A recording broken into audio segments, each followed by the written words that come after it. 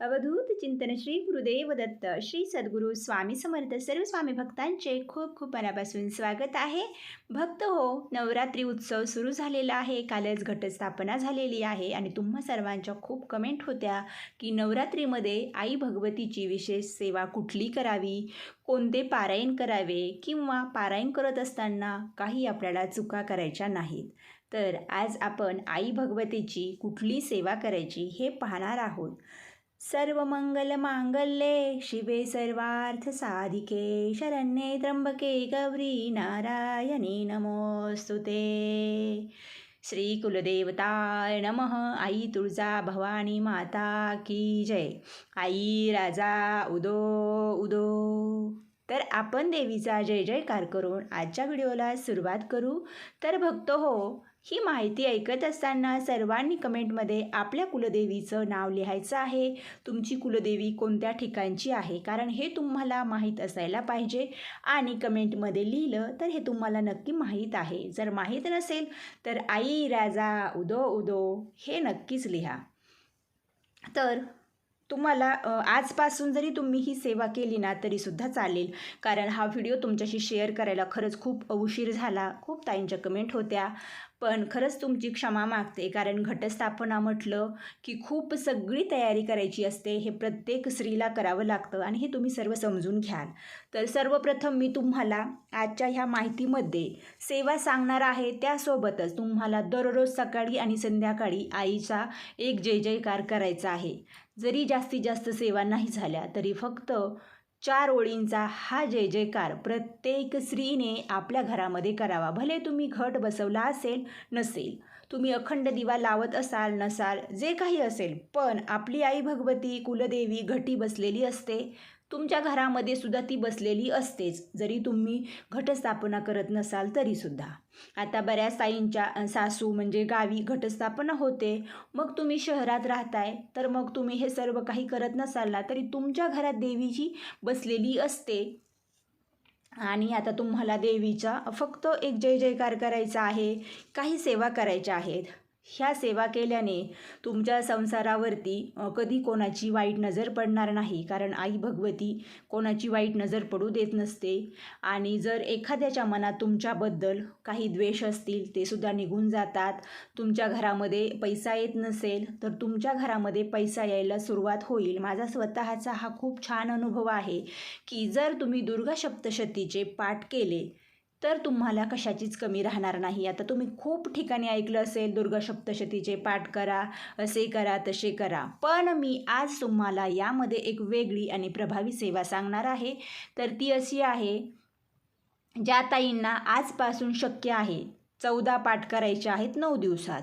आता तुम्ही म्हणाल 14 पाठ आम्ही कसे करायचे, तर तुम्हाला पूर्ण जे आपलं दुर्गा सप्तशतीचं जे पुस्तक आहे, जो ग्रंथ आहे, तो तुम्हाला पूर्ण वाचायचा आहे. त्यामधील फक्त काही भाग सोडून. तर तुम्हाला तो कसा वाचायचा आहे ते मी इथे तुम्हाला स्क्रीनवरती देते.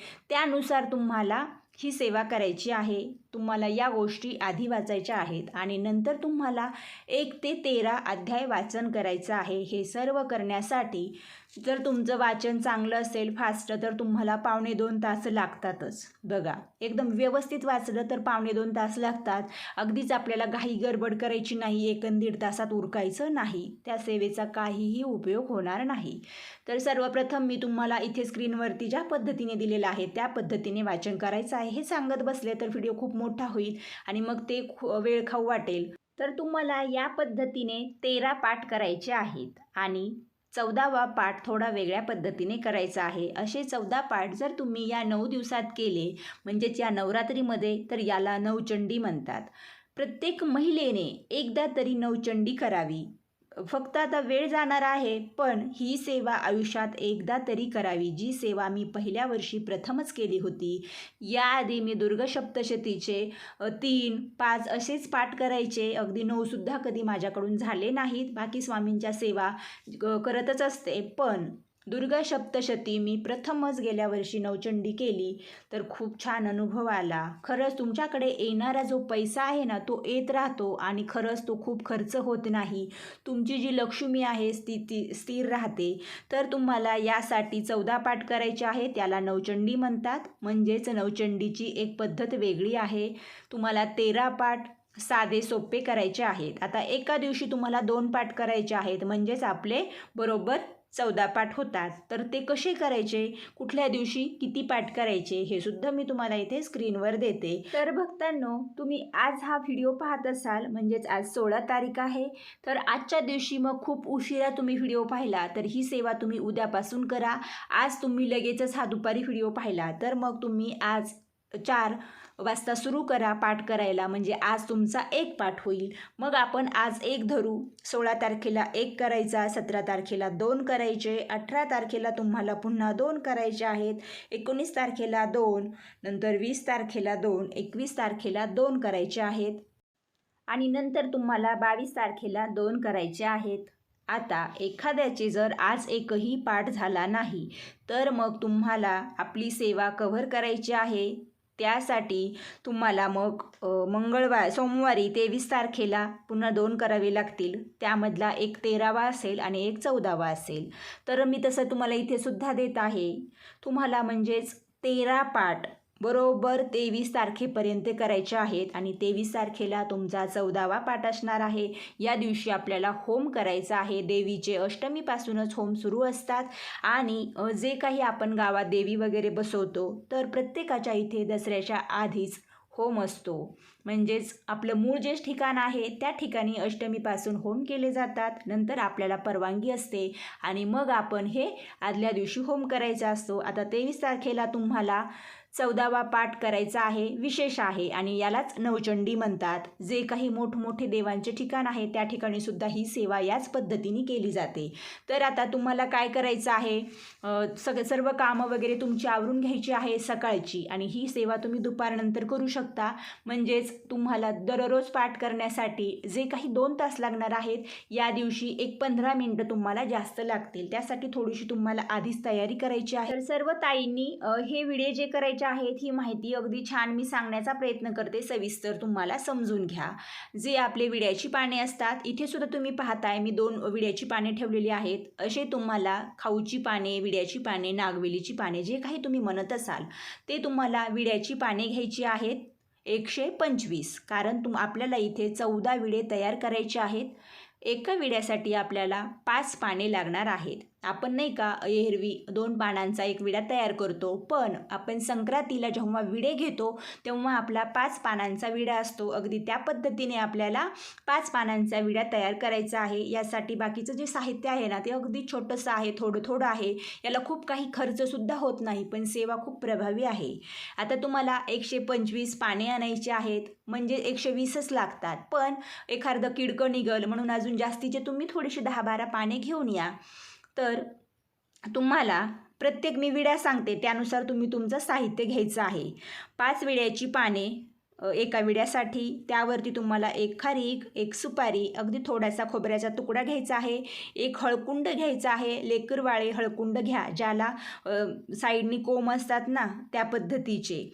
थोडेसे तुम्हाला त्यावरती ओटी म्हणून तांदूळ घालायचे आहेत. अगदी आपल्याला ओटी वगैरे भरण्याची गरज नाही. अगदी 1 चमचाभर तांदूळ घ्या, त्यामध्ये 1 रुपयाचं नाणं ठेवा, त्यावरती थोडंसं हळदी कुंकू घालून घ्या आणि 2 हिरव्या बांगड्या घ्या. ज्या प्लेन बांगड्या असतात ना त्या घ्या, कारण देवीला हिरव्याच बांगड्या खूप आवडतात.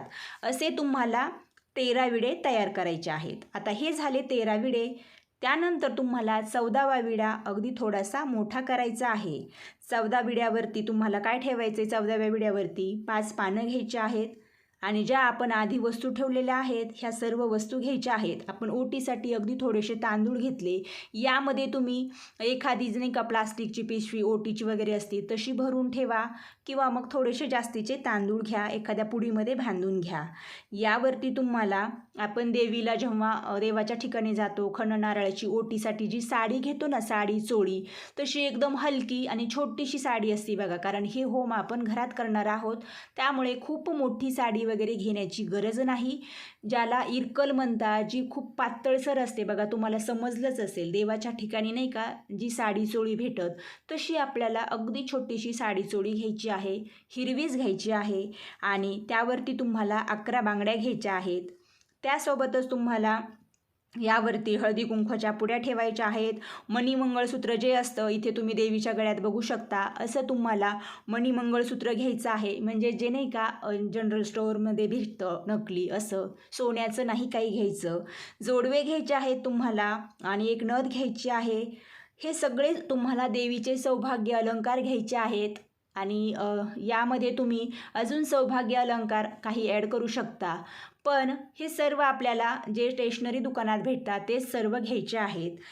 तुमची एखादी खूप मोठी इच्छा पूर्ण झाली आणि पुन्हा तुम्हाला नवचंडी करायची असेल, तेव्हा तुम्ही आवर्जून देवीला एखाद्या भाराचे चांदीचे जोडवे घेऊ शकता. पण आत्ता असं काही खर्च करण्याच्या भानगडीत पडू नका, कारण देवाला फक्त मनापासून सेवा पाहिजे असते. धन दौलत सोनं नाणं हे देवीला अजिबात काही नको आहे. या पद्धतीने तुमचा 14वा विडा तयार झाला. तर विडे सर्व तयार झालेले आहेत. आता तुम्हाला घरामध्ये होम तयार करायचा आहे, होम पेटवायचा आहे.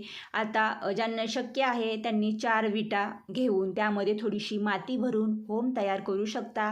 फरशीला वगैरे काहीही होत नाही. नाहीतर तुम्हाला असा प्रश्न पडेल की होम केला तर मग फरशी आपली चीर वगैरे पडेल का? अजिबात काही होत नाही. आपल्याला अगदी छोटासा होम करायचा आहे आणि साधं सोपं असं काही नसेल तर प्रत्येकाकडे माती असतेच. तर तुम्हाला जे तुमच्या घरामध्ये ताम्हण आहे, जे तांब्याचं ताट आहे तुम्ही देवपूजेला वापरता, हे ताट घ्यायचं आहे.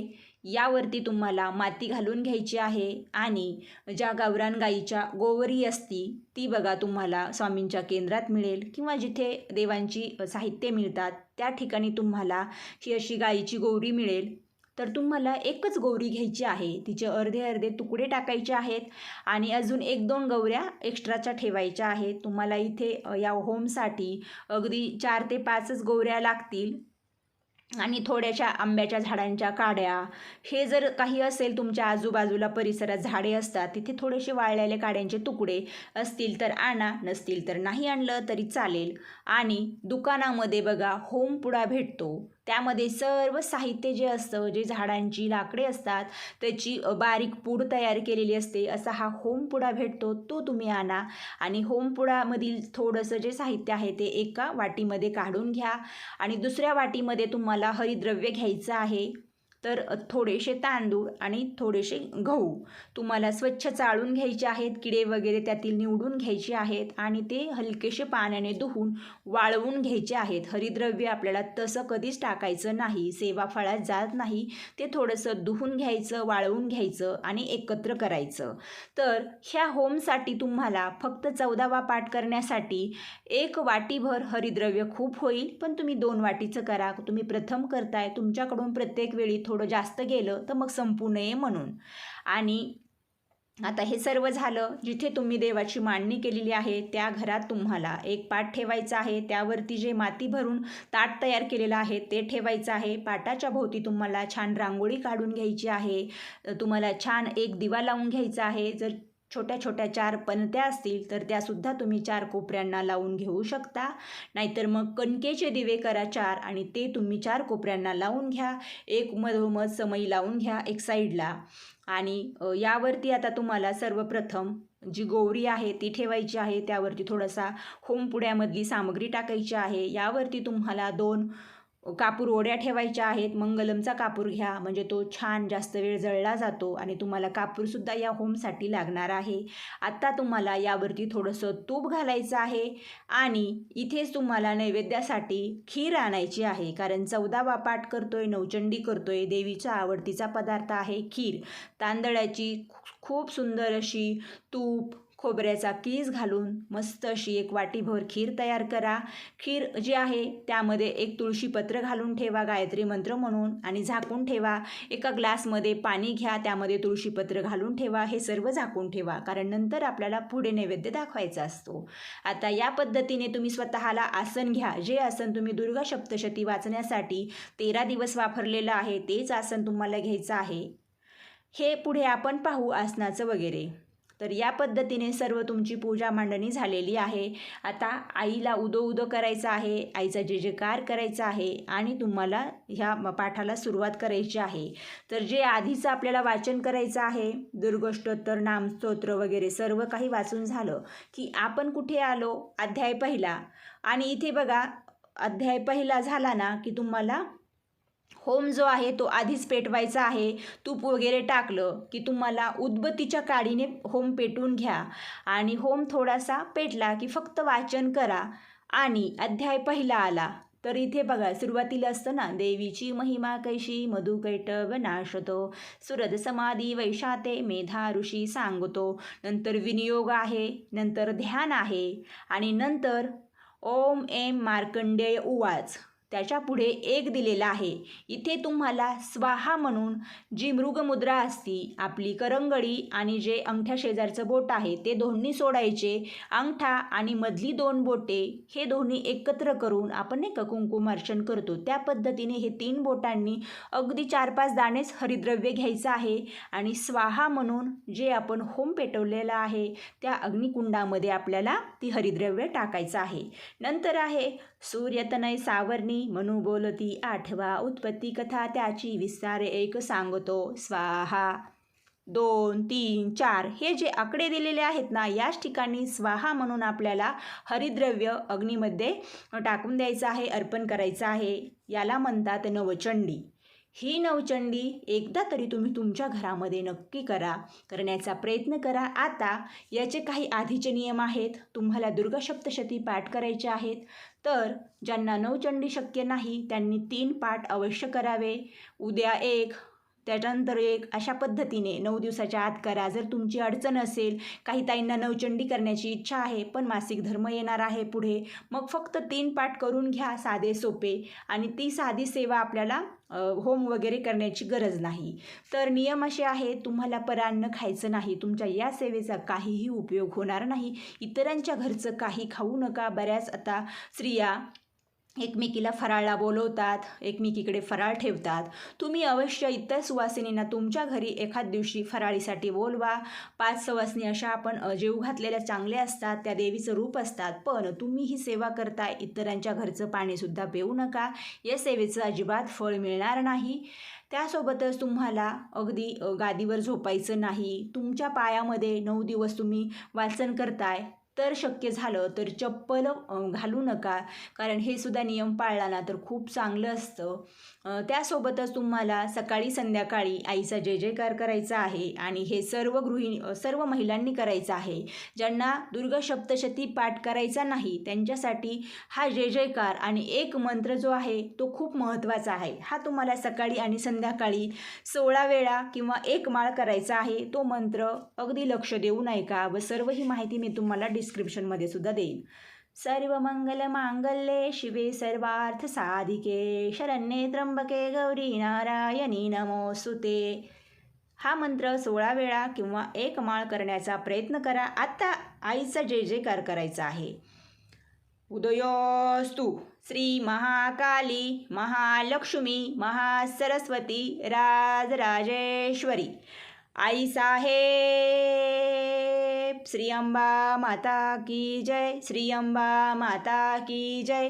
श्री अंबा माता की जय. भारत माता की जय.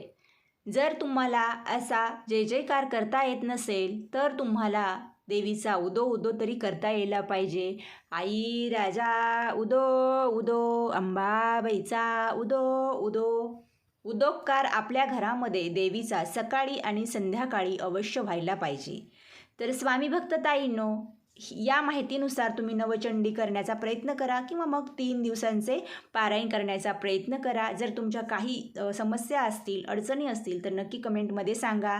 आणि ज्यांना दुर्गा सप्तशती करता येणार नाही त्यांनी कुठल्या सेवा कराव्या, त्यासोबतच 9 दिवस आपण कुठली काळजी घ्यायला पाहिजे हे सुद्धा आपण आज संध्याकाळी 6 वाजता किंवा मग उद्याच मी तो व्हिडिओ शेअर करेन. तर भक्त हो, तुम्हाला जास्तीत जास्त नवरात्रीमध्ये सेवा करता याव्या यासाठी मी तुम्हाला, ज्यांना खूप वेळ सेवेसाठी देता येत नाही त्यांच्यासाठी आपण अगदी महत्त्वाच्या आपण छोट्या छोट्या सेवासुद्धा पुन्हाच्या व्हिडिओमध्ये पाहू. आणि माझी खरंच मनापासून इच्छा आहे आणि मी स्वतः नवचंडी मागच्या वर्षी केली आणि 1 वर्षभर मला खूप छान अनुभव आला. खरंच मी तुम्हा सर्व ताईंना विनंती करते की ज्यांना ज्यांना शक्य होईल ना, ज्यांची मुले थोडीशी मोठी आहेत, त्या सर्व ताईंनी ही सेवा करण्याचा प्रयत्न करावा. ज्या प्रेग्नेंट महिला आहेत त्यांनी कृपया नवचंडी नका करू, 3 दिवसांची दुर्गा सप्तशती करण्याचा प्रयत्न करा. होणारं बाळ खूप छान होईल आणि तुमच्या मनामध्ये जी इच्छा आहे, मुलगा पाहिजे मुलगी पाहिजे, तेच तुम्हाला होईल. तर तुमचे काही प्रश्न असतील, काही समस्या असतील तर कमेंटमध्ये सांगा. त्यानुसार तुम्हाला पुढे व्हिडिओमध्ये सांगितलं जाईल. तर सर्व स्वामी भक्तांनी आजच्या या व्हिडिओला, या माहितीला नक्की लाईक करा. हा व्हिडिओ जास्तीत जास्त भक्तांना शेअर करा आणि जे नवीन आहेत त्यांनी चॅनलला सबस्क्राईब करा व शेजारी येणारी घंटी प्रेस करा. आणि आजचा थोडासा व्हिडिओ मोठा झाला त्याबद्दल खरंच क्षमस्व. आजची सेवा स्वामी आईचरणी आणि कुलदेवी चरणी अर्पण करूया. श्री स्वामी समर्थ. आई राजा उदो उदो.